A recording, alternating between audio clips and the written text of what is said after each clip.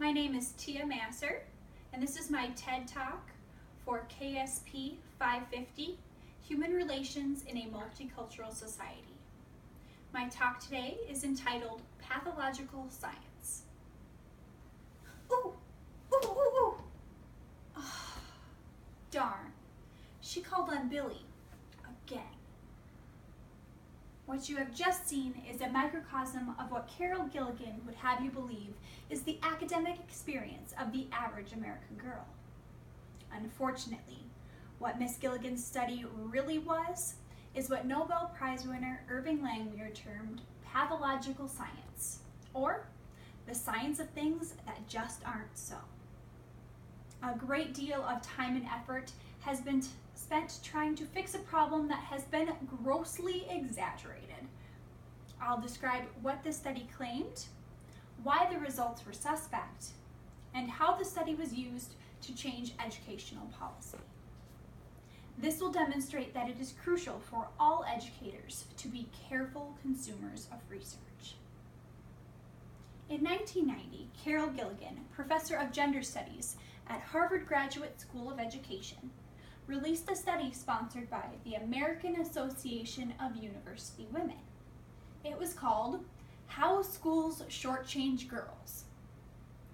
The AAUW spent approximately $150,000 promoting the study. That's basically publicizing a study that found results that they agree with. One wonders how much they spent on those studies that didn't match their philosophy. Experts in the field have questioned the legitimacy of this study for these fundamental reasons. First, the wording of questions. As an example, she asked children if they were happy with themselves all the time. How many teenage girls do you know who'd answer yes to this question? Second, according to accepted educational theory, tests should measure achievement in terms of concrete actions and behaviors, rather than subjective terms like feelings. Certainly, Miss Gilligan and the AAUW researchers could have come up with instruments that measured self-esteem in terms of actions, rather than reported feelings.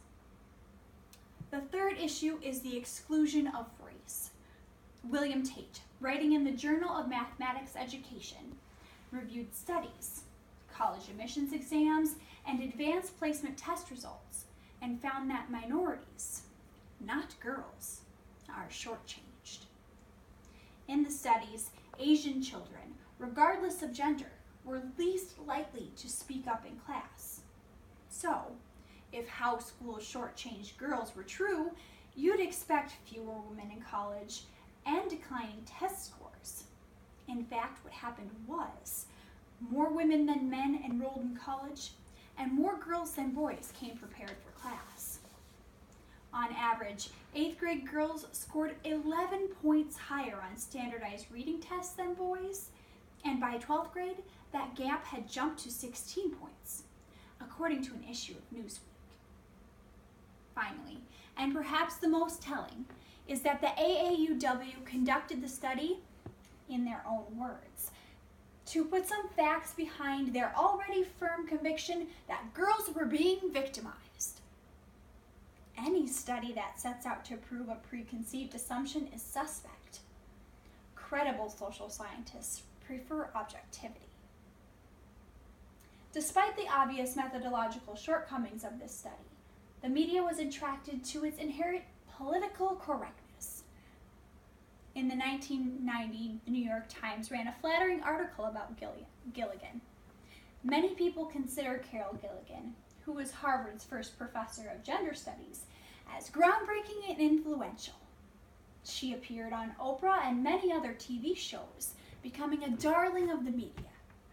The problem with this kind of social approbation for scientists is that they are believed without being challenged. Gilligan, who compares her methodology to Darwin's, presents very little in the way of data to back up her claims, according to Christina Hoff Summers in her book, The War Against Boys. Most of her published research is anecdotal evidence, in other words, interviews and stories. In interviews are far less reliable than data collected by actual experiments or objective observations. In addition to weak methodology, she interviewed only a small number of subjects. Perhaps the straw that breaks the back of Gilligan's camel of credibility is that her data is not available for review.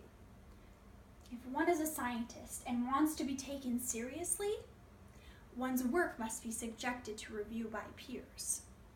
She didn't do that. Despite the lack of published data, Miss Gilligan's theories and supposedly groundbreaking research were referred to often and celebrated widely in the public literature. Those who challenged her methods and credibility wrote fairly extensively, but not in the New York Times. Their judgments were buried in obscure academic journals. So why is this important now? The wide plate Miss Gilligan got caused her results to become part of what is sometimes called the conventional wisdom. Schools and teachers spent hours learning about the issue, planning solutions, being in service, and working to fix the problem. Remember, the problem only exists in a flawed report. An example of fixing the problem, pointed out in Political Feminism Goes to School by Lydia Moret, was a classroom exercise given to teachers.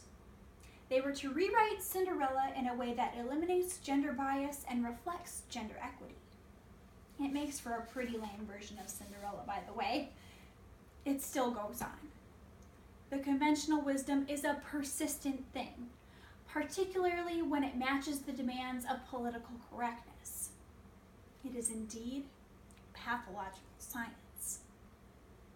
So, how do we prevent this kind of useless wasting of precious educational resources in the future? As educators, we need to be aware of our own internal biases and how they affect our students and how we teach them. As citizens of the world, we need to let our children know that they all deserve quality education, no matter their gender. Let's not jump to conclusions, because as I mentioned before, it is critical to examine research carefully, especially educational research that has been popularized by the media. Extensive media play does not mean science is good, only that its results make news that sells advertising and gains ratings. Oprah is in business to make money, not to promote good science. So carefully review the methods, sample size, results, and validity of any research that is used to change policies. For as Will Rogers once said, it's not what we don't know that hurts. It's what we know that ain't so.